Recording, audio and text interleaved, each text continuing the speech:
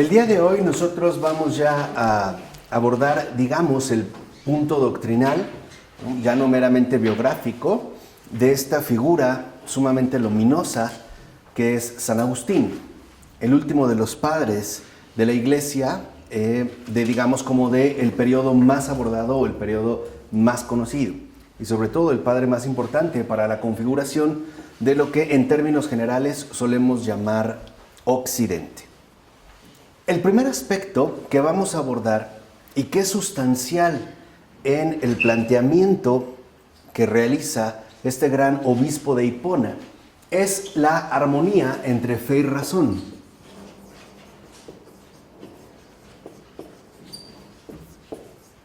La armonía entre fe y razón. Es decir, Agustín dedicó espacios importantes a considerar la cuestión que vincula la fe con la razón, ¿no? El tema, pues, de la fe y de la razón. Ya habíamos mencionado que de niño, San Agustín aprendió de Santa Mónica la fe católica, pero que siendo aún adolescente, abandona esta fe, sobre todo por dos motivos. El primero, porque no veía o ya no lograba ver en la fe católica su propia racionalidad. Además, no quería una religión que no fuera para él también expresión de la razón, es decir, una expresión genuina de la verdad. ¿Vale? Estos son los motivos que lo llevan ya de adolescente a alejarse de la fe católica. No logra ver la racionalidad de esta fe y por lo tanto no quiere apegarse a una religión que no sea expresión fiel de la verdad. Así podemos también destacar que la sed de verdad que poseía el corazón de Agustín era radical, tan radical que incluso en principio lo lleva a alejarse de la fe católica. Pero al mismo tiempo, esta radicalidad fue una gracia. ¿Por qué? Porque tal radicalidad en su sed de verdad no lograba que se contentara fácilmente con filosofías que no llegaran a la verdad misma. En pocas palabras, con filosofías que no llegaran hasta Dios. Y además, no a un Dios cualquiera, no a un Dios hipótesis. Por ejemplo, como el que solían plantear algunas cosmologías, sino que llegaran hasta el Dios verdadero, el Dios que da la vida y que además entra en nuestra propia vida. Es pues esta búsqueda, ¿no?, radical la que puede trazar de manera fundamental todo el itinerario, tanto intelectual como espiritual de San Agustín. De ahí que para San Agustín, algo que resulta fundamental y que es de hecho un aspecto que hoy tendríamos nosotros que fortalecer de una manera bastante importante, es que estas dos dimensiones de fe y razón no deben ni separarse ni contraponerse. O sea, no podemos nosotros de entrada suponer que la fe va por un lado y que la razón va por otro lado. O bien que llegará un momento en el que la fe no sea suficiente sin la razón, o por el contrario, que la razón nos baste sin tener que recurrir a la fe. Pero tampoco se pueden contraponer. Por ejemplo, que si yo opto por la fe, entonces ipso facto me opongo a la razón y viceversa. Que si yo opto por la vía de la razón, entonces tendré que renegar de la fe. No, más bien, para San Agustín, la fe y la razón siempre tienen que marchar unidas. Siempre. Y aquí hay una intuición fundamental del gran San Agustín. ¿Por qué la fe y la razón deben de estar siempre unidas? Por su relación estrecha e íntima con el logos. El logos que involucra en efecto también nuestra capacidad humana de pensar, pero asimismo nuestra capacidad humana de creer. En pocas palabras, la fe católica nunca nos va a conducir a un irracionalismo que podría quedar sustentado, por ejemplo, en un fideísmo, sino que siempre nos mantendrá en comunión con el logos. que no reniega la razón, sino que al contrario, la dignifica y que de hecho sería el sustento concreto y real de nuestra fe. Así podríamos decir que en el caso de la fe católica, no se trata de que nos quedemos adheridos a un fantasma o a una fantasmagoría, sino que más bien es justo la exigencia de unidad entre fe y razón, aquello que emana como una parte sustancial del Logos, al Logos que en efecto declaramos como nuestro Señor y Salvador. De hecho, como escribió San Agustín, por ejemplo, tras su conversión en su obra extraordinaria titulada Contra los Académicos, me parece un libro genial, la fe y la razón son las dos fuerzas que nos llevan a conocer. Fíjense, el Logos es pues también conocimiento. Y el conocimiento implica y requiere tanto fe como razón, juntas, en concordancia, es decir, en unidad. Lo que vemos entonces es que estas dos fuerzas que en efecto nos llevan a conocer no pueden ir separadas, puesto que si queremos avanzar por la sola vía de la razón, no estaríamos propiamente o realmente insertos en el campo del conocimiento. Y si nos quisiéramos ir por la vía de la sola fe, tampoco podríamos hablar de verdadero conocimiento. El conocimiento es pues la integración de fe y razón. A este respecto, son justamente célebres dos expresiones con las cuales Agustín pretende poner al descubierto esta síntesis coherente entre fe y razón. Así el conocimiento aparecería como la síntesis coherente entre fe y razón. Por ejemplo, la primera es crede ut intelligas, o sea, cree para comprender. Que ya sería, digamos, como una indicación. Primero, cree para comprender.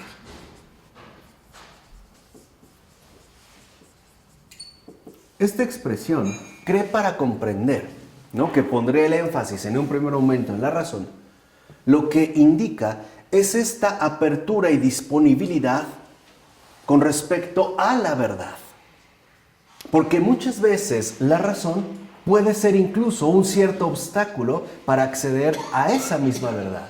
Por eso habría, pues, esta necesidad de creer para comprender. O sea, creer abre el camino para cruzar la puerta de la verdad. El creer es lo que nos permite abrir ese camino que nos conduce a la verdad.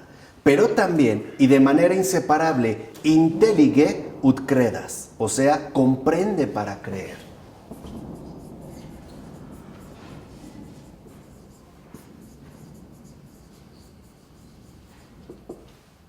Ambas, fe y razón, son indispensables para la asimilación adecuada del misterio. Para que uno pueda acceder a la verdad, tiene que abrirse a esa verdad y después asimilarla y enriquecerse con sus respectivas aportaciones. De tal manera que son inseparables estas dos dinámicas, puesto que el misterio no es, dijimos, que nos resulte inaccesible, es que es inagotable. Y por ello tendríamos que estar dispuestos a acceder cada vez más a un conocimiento profundo de la verdad en tanto misterio y también asimilar lo que esto nos aporta, o sea, el comprender para creer.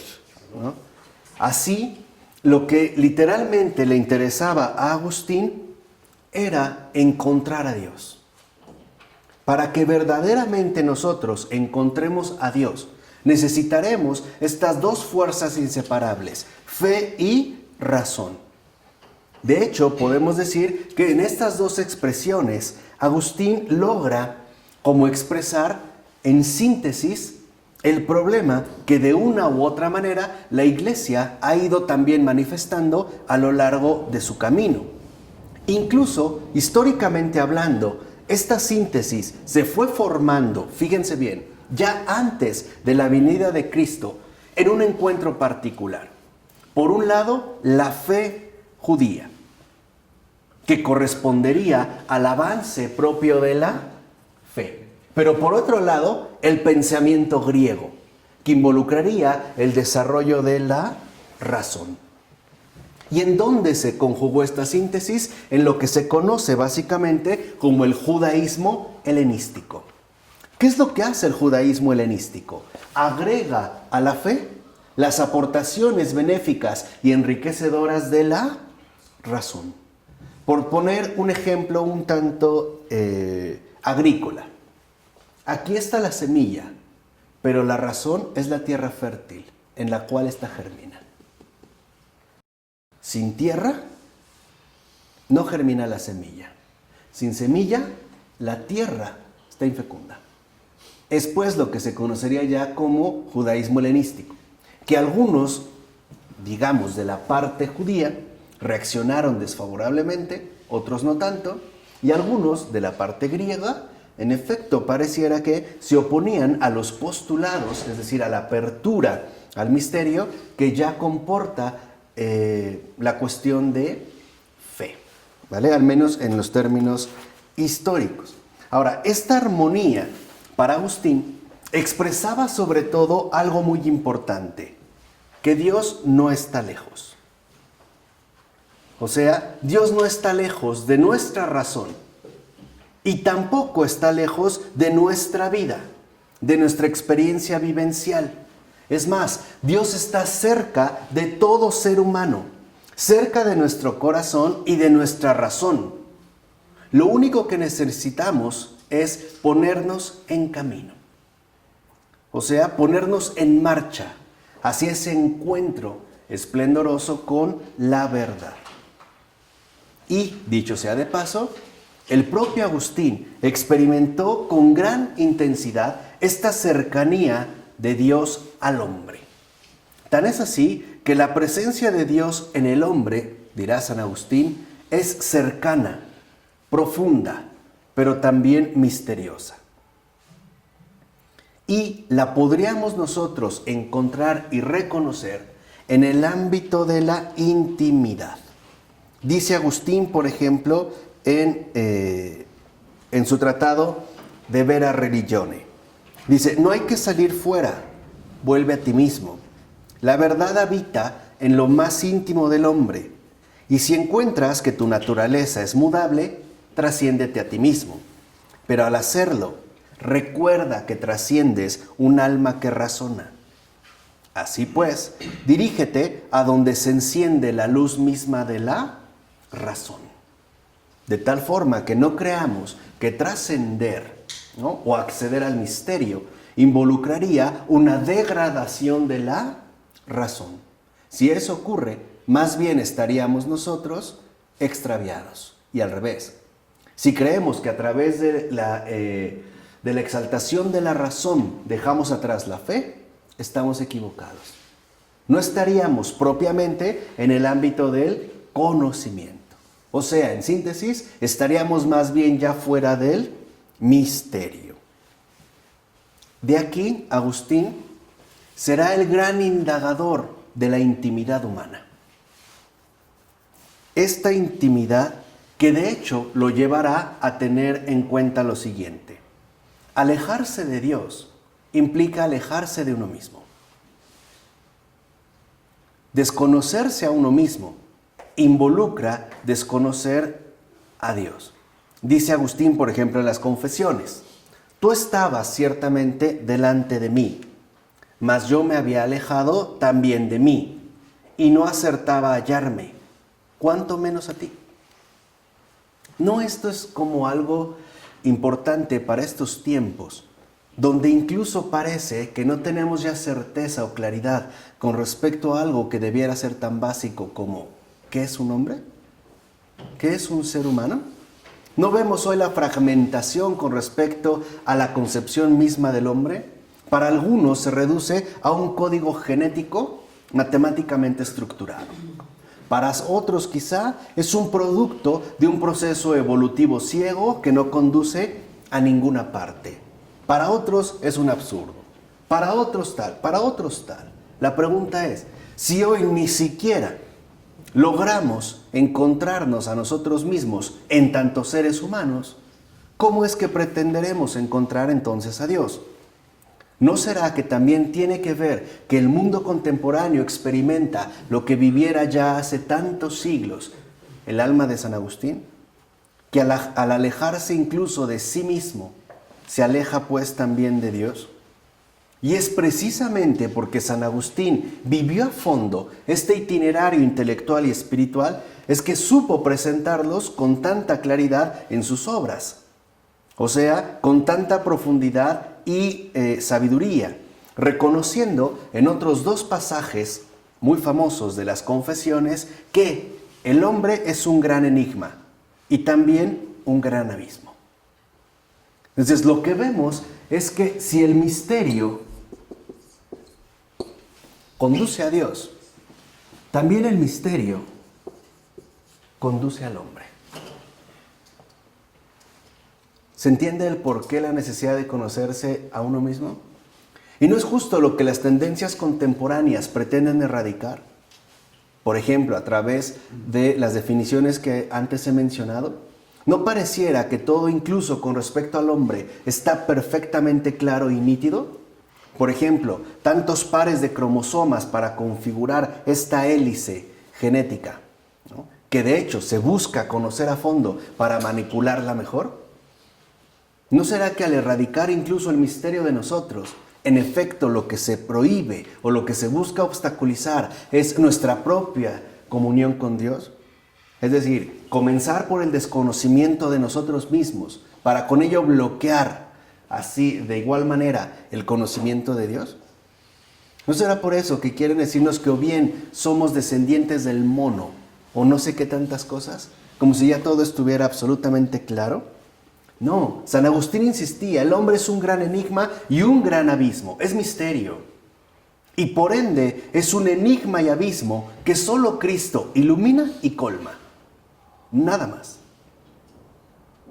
Nada más, solo Cristo ilumina y colma. Esto es pues muy importante.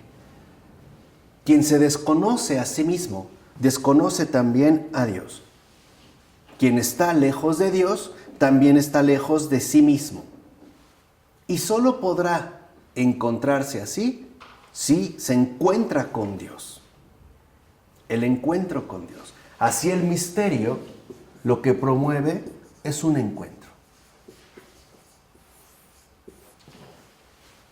Porque si bien es cierto que el hombre es abismo y enigma, Dios no lo es menos. No en vano el Señor nos dijo claramente que fuimos hechos a su imagen y semejanza. Por eso para Agustín es tan importante la indagación seria y profunda, intelectualmente rigurosa, en la interioridad. Por eso va a insistir tanto en la interioridad. Ni siquiera una interioridad reducida a un mero desastre psicológico, a un inconsciente inaprensible. No, a un verdadero misterio. El ser humano, por ejemplo, va a destacar después ya San Agustín en La Ciudad de Dios, es sociable por naturaleza, pero antisocial por vicio. Ven aquí como esa finura, ¿no?, intelectual que posee Agustín.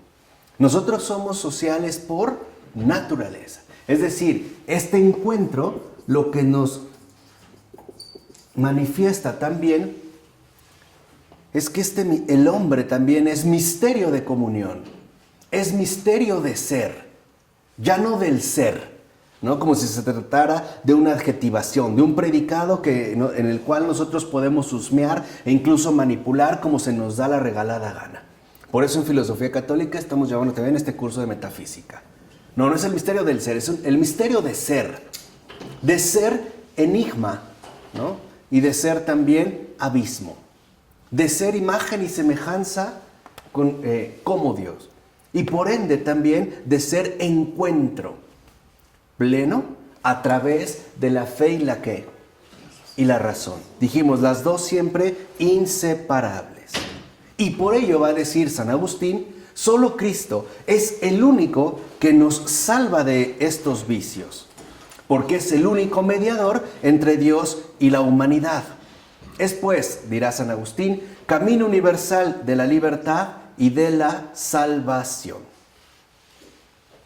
Ahora, añade San Agustín, fuera de este camino, que nunca le ha faltado al género humano, dice San Agustín, nadie ha sido liberado nunca, nadie es liberado y nadie será liberado, como hoy supuestamente nos quieren convencer, ¿no? De que hemos sido liberados de todas esas oscuridades que nos impedían, por ejemplo, el conocimiento luminoso que nos otorga el avance tecnocientífico, ¿no? O científico-tecnológico. No, Agustín insiste, no es así. Más bien tendríamos que reconocer que esta comunión nos lleva a comprender al hombre total. ¿Quién es el hombre total? Cristo. Porque Cristo es Él y nosotros. Cristo es literalmente lo que nos revela lo que es el hombre.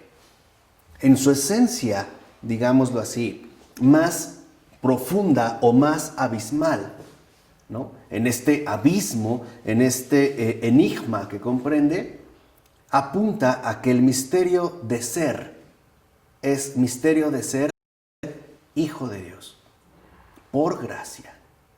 Es decir, el misterio de ser hijos de Dios por Cristo, por nuestro Redentor, por nuestro Salvador. Por eso, también para conocernos a nosotros mismos, tendríamos que dirigir nuestra mirada a Cristo. Y para conocer a Dios, tendríamos que dirigir nuestra mirada a Cristo. De ahí dirá San Agustín que la Iglesia, siendo como es, pueblo de Dios y casa de Dios, está íntima e inseparablemente vinculada al concepto de cuerpo de Cristo. ¿Es este el cuerpo? Ahora ya se ha entendido lo que es el cuerpo de Cristo, ¿no? Lo que ahorita nosotros mencionamos, y lo hará, fundamentándolo a través de una relectura del Antiguo Testamento, ¿no? Ya en clave cristiana, y sobre todo en la vida sacramental que se centra en la Eucaristía, en la cual el Señor, ¿no?, nos da su cuerpo, pero también nos transforma en su cuerpo. De hecho, cuando vamos a comulgar, decía Agustín, lo voy a tratar de explicar con una imagen, es sencillo, pero decía Agustín que no solo nosotros lo comemos, Él también nos come a nosotros. Nosotros lo recibimos y Él también nos recibe. De hecho, podemos decir que nos hacemos uno con Él. Por tanto, va a insistir Agustín, es fundamental que la Iglesia se asuma como lo que es, o sea, en sentido cristológico, y no solo en sentido sociológico. En pocas palabras, que la Iglesia esté verdaderamente insertada en Cristo. Y esto es bien importante, porque a veces queremos reducir la Iglesia a un fenómeno sociológicamente admirable. Por ejemplo, suponiendo que somos muy educados, muy buenas personas, muy caritativos, muy organizados, muy eficientes, muy misioneros, etc. Esto literalmente no es eclesial. Lo que importa en la Iglesia no es su perfección sociológica, sino su comunión cristológica. En pocas palabras, lo que importa en el caso de la Iglesia es la santificación, no la organización, por ejemplo, exitosa, ¿no?, de la realidad de la Iglesia. Por eso para San Agustín era tan importante que comprendiéramos que ser Iglesia es ser cuerpo de Cristo. Y que por ello, sobre todo hablando en los tiempos contemporáneos, tendríamos que centrarnos más en la comunión con Cristo que en las obras eclesiásticas meramente sociológicas. En pocas palabras, podemos ir y dar de comer a los hambrientos, pero de nada sirve si no hemos sido nosotros primeramente bien masticados por el propio Cristo. Lo primero que tiene que ofrecer la Iglesia no son ayudas humanitarias, es la presencia viva de Cristo resucitado. Es la presencia de Cristo crucificado. O sea, es el encuentro, pues, con Dios y por ende también con el propio hombre. De ahí podríamos preguntarnos, ¿qué querrá decir San Agustín a los hombres de hoy? Muchas cosas. Basta con que lean La ciudad de Dios detenidamente para que vean los enormes paralelismos que hay con respecto a la época que vivió y la época que vivimos. Hasta yo estoy convencido que tuvieron que pasar más de 1000 años para que la obra que escribiera en su momento San Agustín y que titulara La ciudad de Dios alcanzara su verdadera actualidad. Y lo primero que dice Agustín en una de sus cartas, de hecho en la carta que fue catalogada con el número 1, dice: a mí me parece que hay que conducir de nuevo a los hombres a la esperanza de encontrar la verdad. Hoy en gran medida, ¿no es justo esta esperanza la que más se ha perdido? ¿No se ha perdido a causa del avance infame de la colonización ideológica, por un lado, y por otro, a causa de la dictadura del relativismo? Y no son estos dos aspectos los que fueran tan seriamente combatidos, tanto por Joseph Ratzinger, Benedicto XVI y el actual Papa Francisco. ¿No son los dos que han combatido contra los mayores obstáculos para acceder a la verdad? O sea, para conocer la verdad, para comulgar con el encuentro, con el misterio, para tener un verdadero encuentro con Dios. ¿No son estos dos? Y no es lo que la Iglesia ha combatido, ¿no? También con gran seriedad y con gran, en este caso, pertinencia. ¿No será que hoy lo que más nos afecta es haber perdido la esperanza de encontrar la verdad? Porque o bien consideramos que la verdad no existe, o bien que no hay verdad, sino puras relatividades. Que todo, en pocas palabras, será relativo. Que todo vale lo mismo, es decir, nada. Por ello, no deberíamos olvidar que San Agustín encontró a Dios. Y eso es lo que él se propone, ¿no? Que todos los demás también lo lleguen a hacer. El facilitar este encuentro con Dios, ya dijimos, siempre a través de la fe y la razón, de manera conjunta y armoniosa. Es más, experimenta este encuentro hasta tal punto de que esa realidad, que ese encuentro con una persona, con Jesús, va a cambiar su vida. Y por ende, San Agustín está absolutamente convencido de que ese cambio no es como un aspecto exclusivo de él, sino una experiencia abierta a toda persona humana, hombres y mujeres, en cualquier tiempo, bajo cualquier circunstancia. Y por ende, dirá Agustín, lo importante es ayudar a los demás a que también experimenten este encuentro decisivo, o sea, cooperadores con la gracia. Por ello también no es casual que a San Agustín se le llame doctor de la gracia, ¿no? El gran doctor de la gracia. O sea, alguien que busca ponerse al servicio de la gracia, pero no de una manera individualista, sino de una manera verdaderamente eclesial. San Agustín está convencido, en pocas palabras, que si Dios ha sido capaz de cambiar su vida, ¿por qué no será capaz de cambiar la de cualquiera? Él no se considera en este caso un elegido, sino un testigo.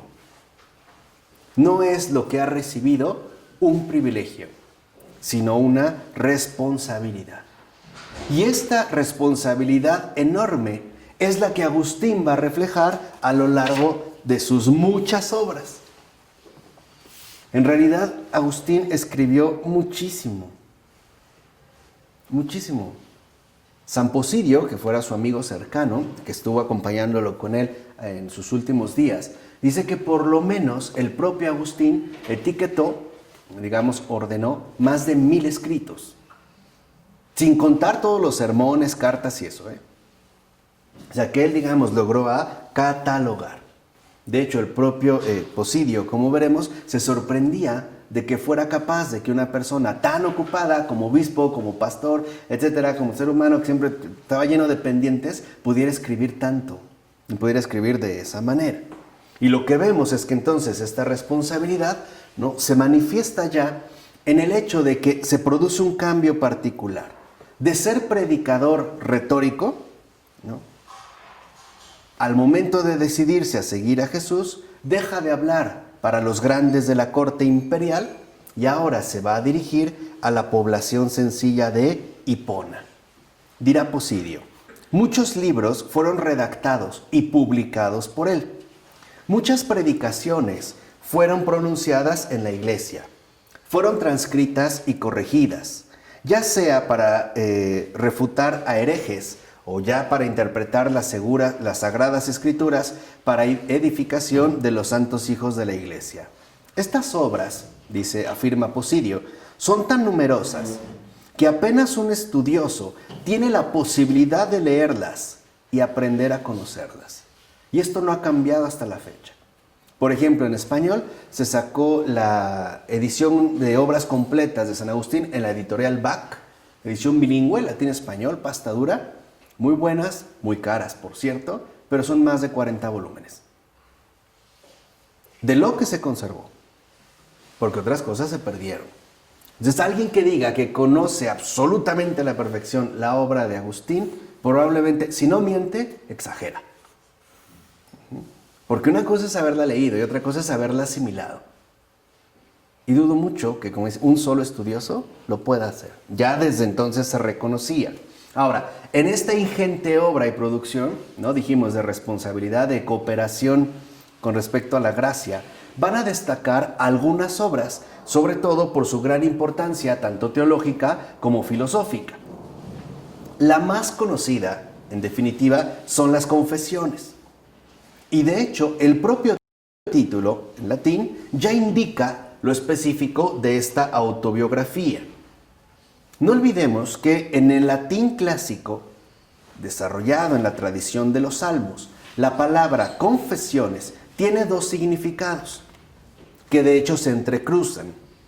Confesiones indica, en primer lugar, la confesión de las propias debilidades, la confesión de la miseria de los pecados, pero al mismo tiempo, confesiones significa alabanza de Dios, reconocimiento de Dios que, a pesar de todo, no me ha despreciado.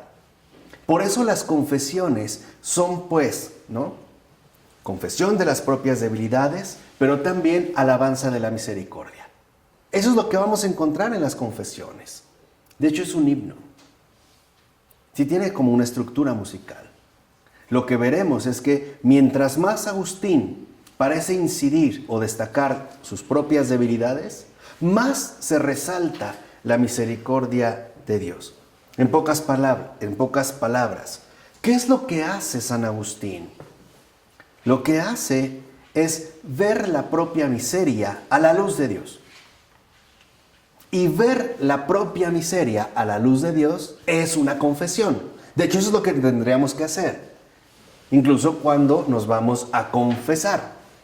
Porque ver las propias miserias a la luz de Dios se convierte en alabanza a Dios y en acción de gracias.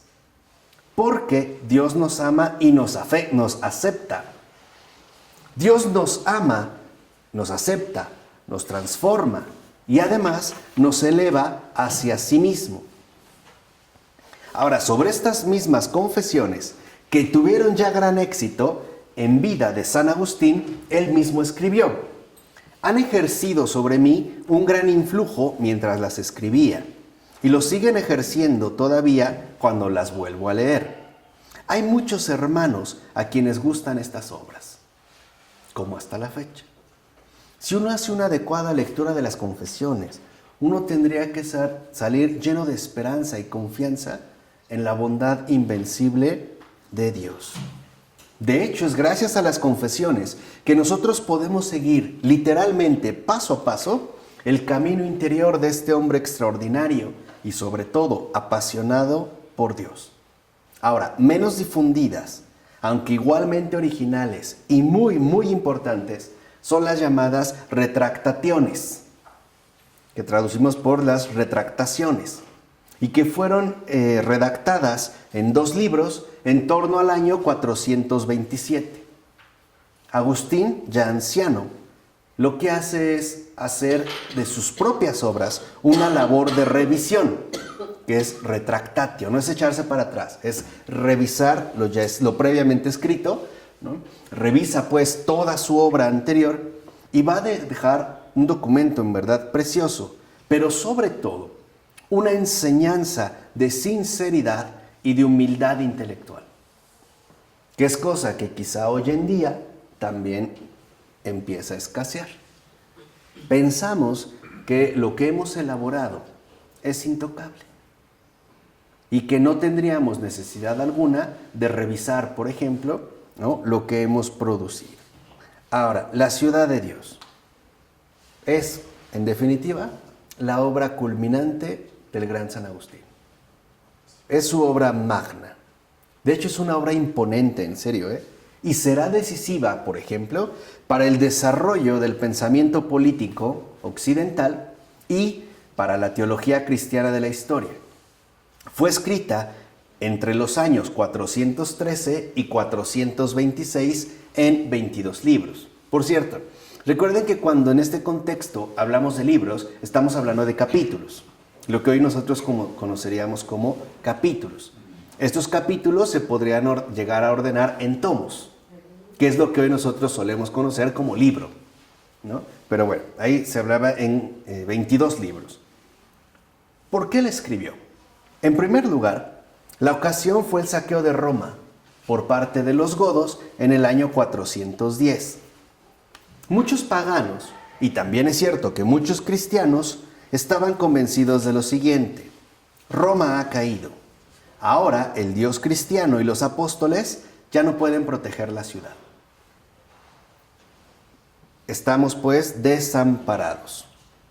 Y durante la presencia de las divinidades paganas, Roma era caput mundi, la gran capital, y nadie se podía imaginar que fuera a caer en manos de los enemigos. Ahora, con el Dios cristiano, esta gran ciudad ya no parecía segura. Por tanto, se concluía: el Dios de los cristianos no protege, y por eso no puede ser el Dios a quien conviene encomendarse. Este es, digamos, el trasfondo que Agustín va a retomar. Ahora, esta objeción tocaba profundamente el corazón de los cristianos, sobre todo. Y es justo a lo que busca responder en esta grandiosa obra, La ciudad de Dios. Y lo que va a buscar en un primer momento es aclarar, dijimos, ¿no? Siempre, a través de la armonía entre fe y razón, aclarar qué es lo que debía esperarse de Dios y qué es lo que no podía esperarse de Él. ¿Cuál es la relación entre la esfera política y la esfera de la fe? Es decir, de la Iglesia. De hecho, este libro sigue siendo una fuente esencial para definir bien la auténtica laicidad. Y por otro lado, para definir adecuadamente la competencia de la Iglesia.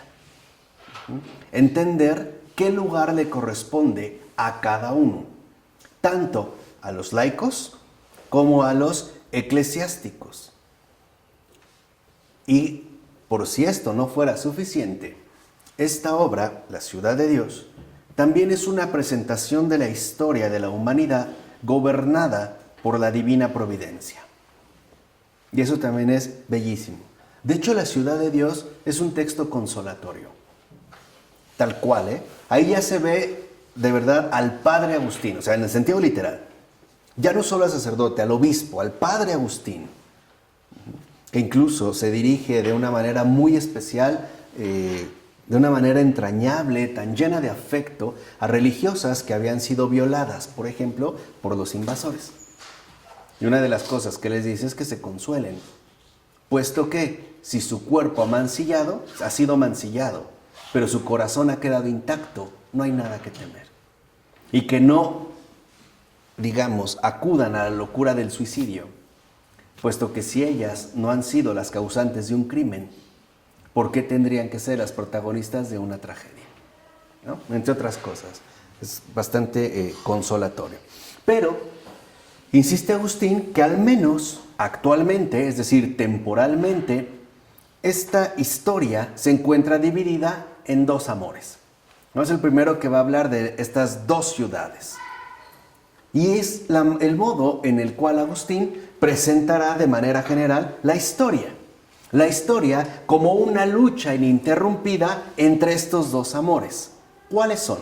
El primero, el amor a sí mismo hasta el desprecio de Dios.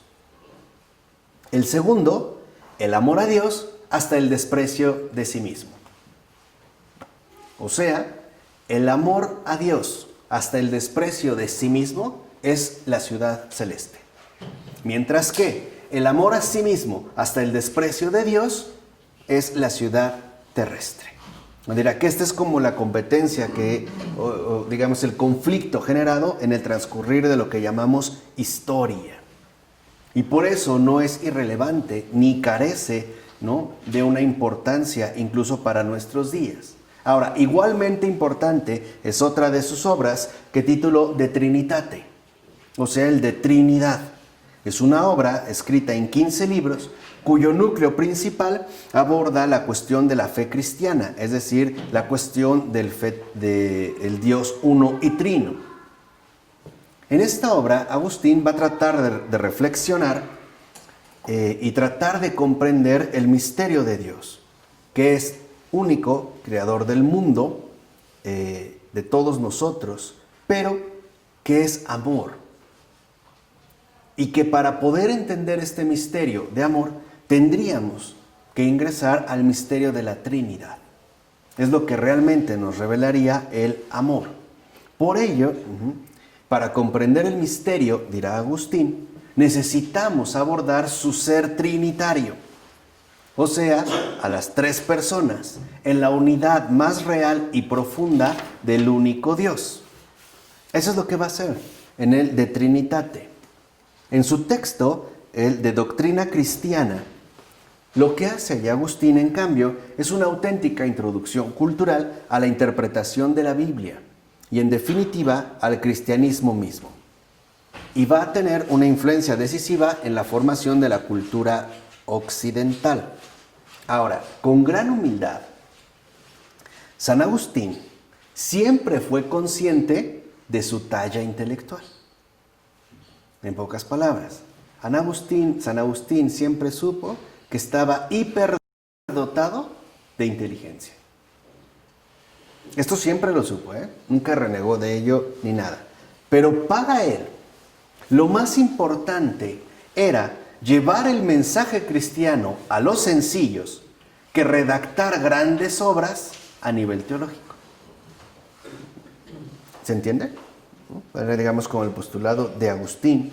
Esta intención profunda, que de hecho lo va a guiar durante toda su vida, se manifiesta, por ejemplo, en una de las cartas que escribe a su colega Evodio, en la que le comunica la decisión de dejar de dictar por el momento los libros del Trinitate, pues, como dice Agustín, son demasiado densos y creo que serán pocos los que los puedan entender. Urgen más textos que esperamos sean útiles a muchos. O sea, Agustín no se daba el lujo de satisfacerse a sí mismo con su don intelectual, sino que buscaba ponerlo al alcance y al servicio de los demás, especialmente de los más sencillos. Más leche, ¿no? Claro. Por eso para él era más útil comunicar la fe de manera comprensible y accesible para todos que escribir grandes obras teológicas. O sea, para Agustín lo más importante es el encuentro y no la mera erudición. Así se descubre la gran responsabilidad que San Agustín sentía por la verdadera divulgación y comunicación del mensaje cristiano. Ahora, ante esta gran responsabilidad, Agustín va también a asumir un papel destacado con respecto a la proliferación de tantos y tantos herejes. Porque lo que están evitando los herejes es la comunión con la verdad. y por lo tanto tergiversan la difusión del mensaje cristiano. Por ejemplo, los donatistas, que de hecho los donatistas eran el gran problema herético del África de San Agustín. De hecho, los donatistas eran un cisma específicamente africano. ¿Qué afirmaban los donatistas? La auténtica cristiandad es la africana. Eso es lo que afirmaban. O sea, con ello se descalificaría a cualquier otro tipo de cristiandad, ¿no? La única cristiandad es la africana. Ahora, ¿qué significa tal afirmación? ¿Qué implica más bien? Lo que implica es la oposición a la unidad de la iglesia. Porque lo que fomenta es la división y no la unidad. Contra este cisma, prácticamente este gran obispo va a luchar toda su vida, tratando de convencer a los donatistas de que incluso la iglesia africana solo puede ser verdadera en la unidad y no por sí misma. Y además, para que le pudieran entender los más sencillos, o sea, sus feligreses, es decir, incluso los que no lograban entender el latín culto, el latín del retórico, dijo lo siguiente, y lo dijo también en una carta: a veces tengo que escribir incluso con errores gramaticales. O sea, imagínense la altura y tener que escribir de esa manera. No ha de haber sido sencillo, lo veremos adelante. Ha de haber costado mucho. Dice, incluso tengo que cometer errores gramaticales en un latín muy simplificado, que para su inteligencia hiperdotada ha de haber resultado, en principio, bastante chocante. Ahora, esta gran producción, destinada a un público más amplio, reviste gran importancia debido a sus múltiples homilías, con frecuencia improvisadas y que fueran transcritas por algunos taquígrafos durante la predicación, e inmediatamente después fueron puestas en circulación. Entre estas predicaciones, las que destacan más son las bellísimas enarraciones in salmos, las llamadas enarraciones sobre los salmos, que fueran muy leídas en la Edad Media y que hoy en día desafortunadamente como que pasan desapercibidas e incluso son difíciles también de conseguir. Ojalá se haga una reedición pronta y expedita de las narraciones sobre los salmos. Ahora, en la tradición iconográfica, por ejemplo, un fresco de Letrán, que se remonta al siglo VI, presenta a Agustín con un libro en la mano, ¿no? Y que es muy común verlo a Agustín con un libro en la mano. Bueno, pero no solo se hace así para expresar su gran producción literaria, que tanta influencia va a ejercer en la mentalidad y en el pensamiento cristiano, sino sobre todo para expresar su gran amor por los libros, por la lectura, por el estudio y el conocimiento de la gran cultura precedente. De hecho, son estas grandes obras las que a nosotros nos permiten seguir nutriéndonos de tan benéficas aportaciones. San Posidio, por ejemplo, una vez que ha fallecido su amigo, dice que en sus obras lo vamos a poder seguir encontrando vivo. Pero que bueno, nada que ver con aquellos que tuvieron la oportunidad de escucharlo en vivo. Claro, a nosotros también nos hubiera gustado poder escucharlo, pero finalmente sigue vivo en sus escritos. Y es a estas obras a las que en efecto podríamos remitirnos, sobre todo para poder absorber esos nutrientes llenos de vitalidad de fe por la que dio toda su vida. Una vida que en síntesis podríamos nosotros presentar, al menos esquemáticamente, en 3 grandes conversiones, que es con lo que vamos a terminar ya la gran figura de Agustín. En 3 grandes conversiones. Y para entender, a su vez, la vida de Agustín, tendríamos que enfocarnos ahora en su experiencia interior. Miren, la conversión de Agustín no fue repentina, ni se realizó plenamente desde el inicio, con un San Pablo, por ejemplo, sino que puede definirse como un auténtico camino que sigue siendo, por eso mismo, un auténtico modelo para cada uno de nosotros. O como dijera Fabrice Sayas, la conversión no es una meta, es un comienzo. Bueno, este mismo proceso se va a ver reflejado en el caso de San Agustín. Ahora, este itinerario, ¿no?, culmina con la conversión y después con el bautismo. Pero no creamos que ya acabó su conversión en aquella vigilia pascual del año 387, cuando este Milán retórico africano fuera bautizado por el obispo San Ambrosio. No. El camino de conversión de San Agustín continuó su recorrido humildemente hasta el final de su vida. Y por eso se puede decir que hay como 3 etapas que formarían parte de una única y gran conversión. Es decir, 3 etapas en una única y gran vida cristiana. La primera, vamos a decirlo así, la primera etapa de su conversión procede del hecho de que San Agustín buscó siempre de manera apasionada la verdad. Y lo va a hacer desde el inicio y durante toda su vida. Tan es así que siempre sintió una gran atracción por Cristo. Habiendo bebido con la leche materna del seno de su madre, Santa Mónica, como él mismo subraya, el amor al nombre del Señor.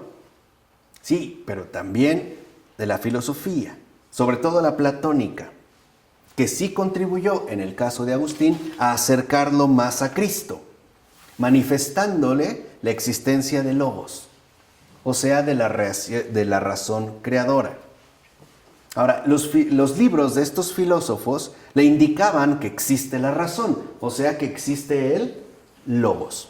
Bien, de la que procede todo el mundo. Pero no le decían cómo alcanzar ese Logos. Que es más, hablaban de él, pero que al mismo tiempo parecían presentarlo como algo completamente lejano.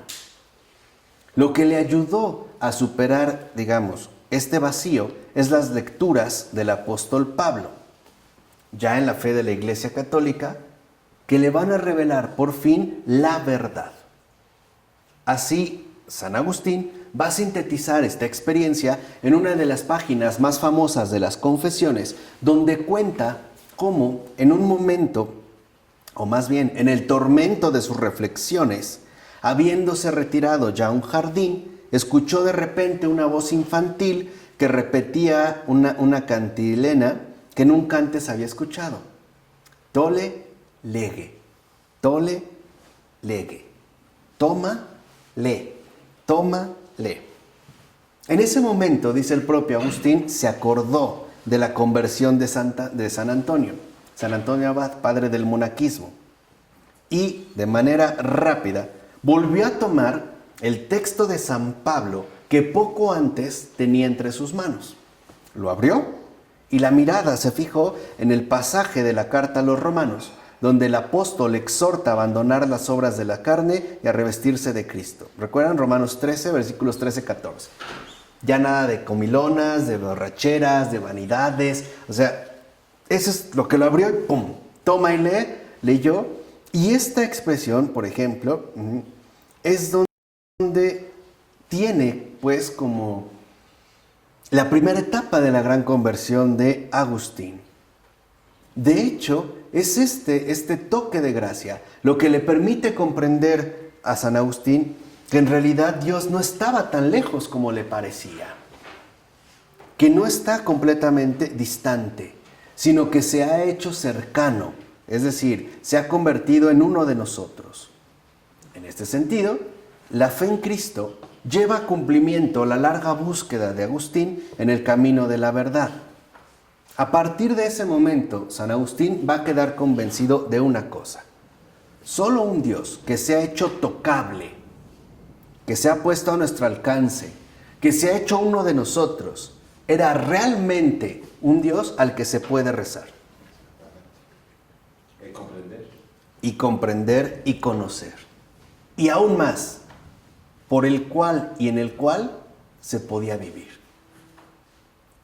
O sea, con eso el Señor, ¿no?, le quitó las muletas que le permitieron avanzar un poco y que se llama filosofía griega. Esas eran sus muletas. Le ayudaron, pero ya no las necesitaba más.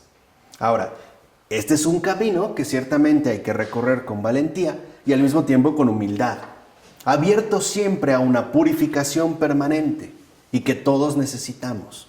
No creer que ya estamos instalados en la meta, sino que vamos pues en camino. Por eso podríamos también mencionar que a partir de aquí, ¿no?, de esta vigilia pascual del año 387, Agustín regresa a África, funda un pequeño monasterio y se retira a él. Junta a unos pocos amigos para dedicarse de lleno a la vida contemplativa y al estudio. Ese era el sueño de su vida. Quizá como el sueño de muchos de nosotros, ¿no? Dedicarnos a la vida contemplativa y al estudio. Un hermoso sueño, pero solo le duró 3 años. Hasta que, contra su voluntad, fue consagrado sacerdote en Hipona. Él no quería. Hay una anécdota muy bella que cuentan que cuando eligieron en la Asamblea Popular en la iglesia a Agustín como sacerdote, Agustín se puso a llorar. Entonces decían que lloraba de alegría.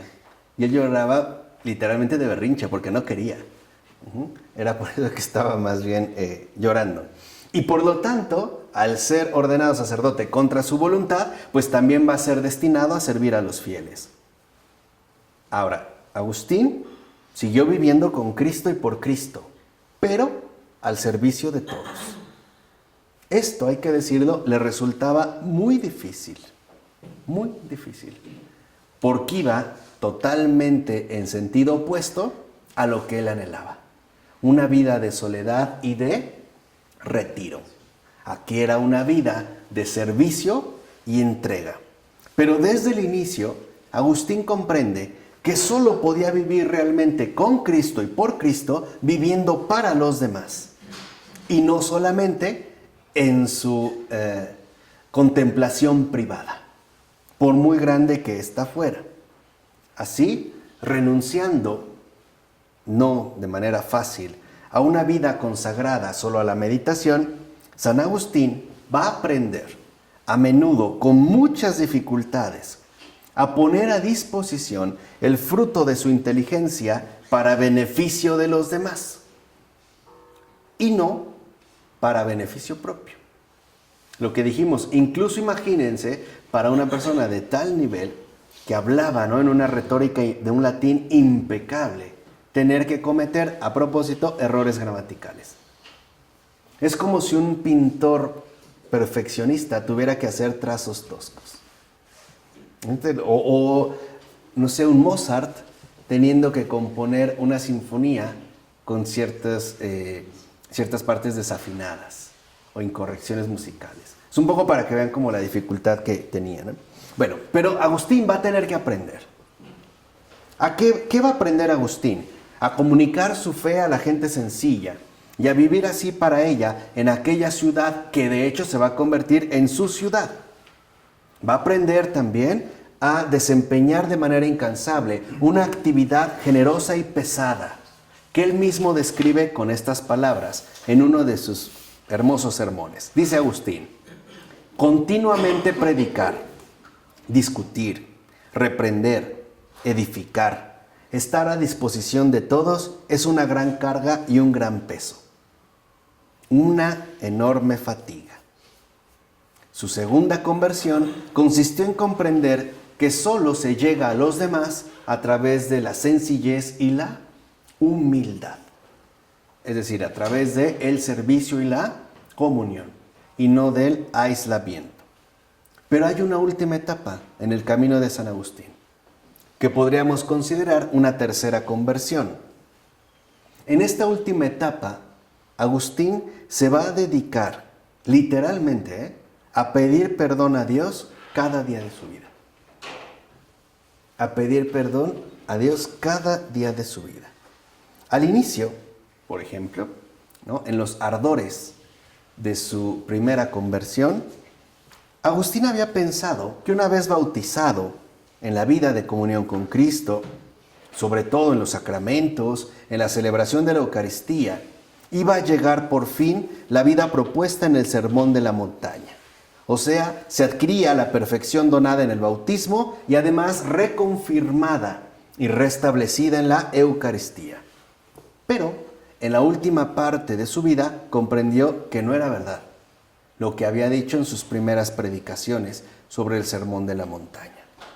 Es decir, comprendió que nosotros como cristianos, lo que había dicho en un principio, no éramos capaces de acceder a este ideal. Más bien, comprendió que solo Cristo es el único que realiza plena y verdaderamente el Sermón de la Montaña. ¿Por qué nosotros siempre necesitamos ser lavados por Cristo, que nos lava los pies y nos renueva?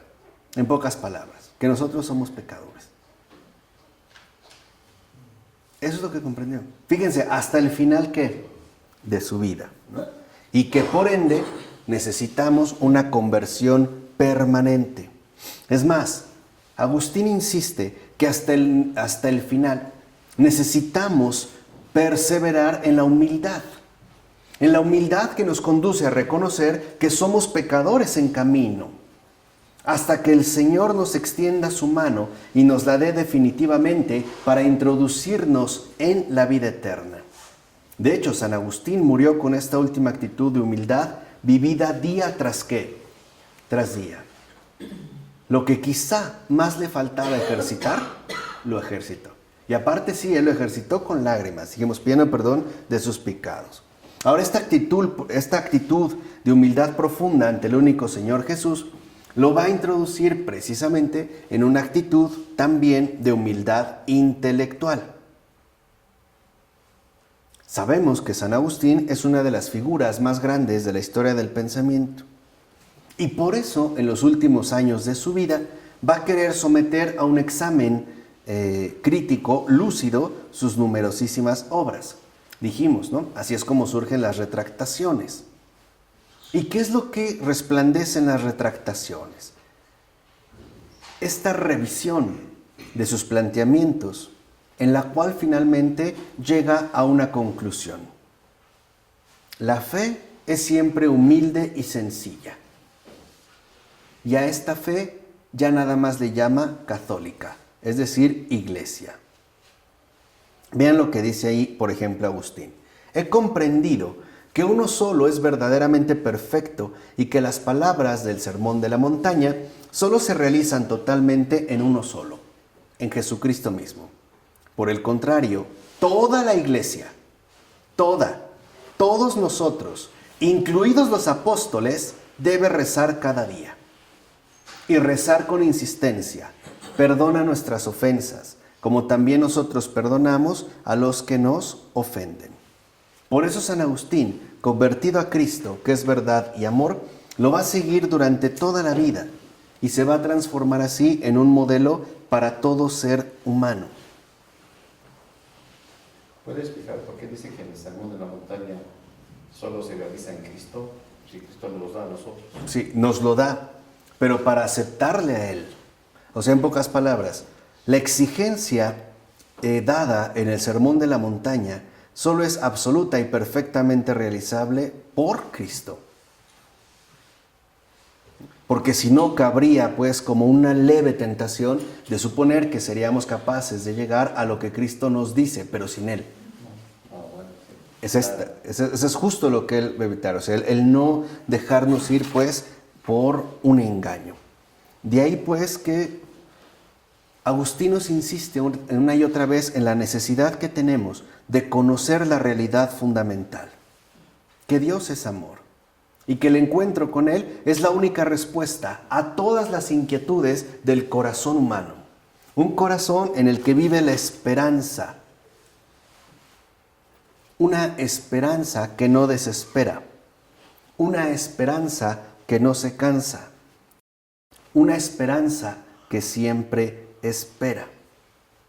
Por eso es importante que nosotros, en efecto, aprendamos de San Agustín a encontrarnos con el Salvador, encontrarnos con Dios y con los hombres.